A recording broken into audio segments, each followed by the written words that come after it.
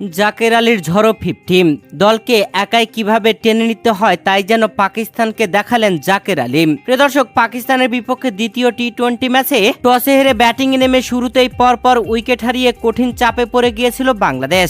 তবে জাকের আলী অনেক মান বাঁচালেন বাংলাদেশের।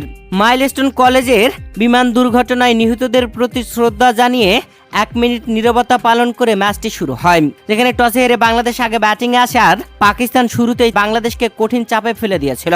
তবে জাকের আলী অনেক সেই চাপকে বাপ দেখিয়ে দিয়েছে।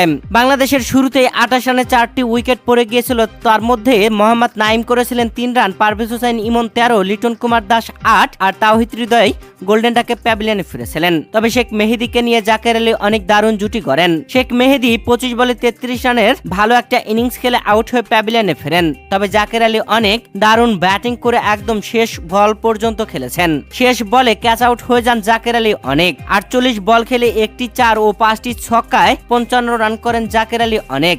আর জাকের আলী অনেকের হাফ সেঞ্চুরিতে বাংলাদেশ 133 রান করতে সক্ষম হয়। শেষ বলে এসে অল আউট হয়ে গেছে বাংলাদেশ।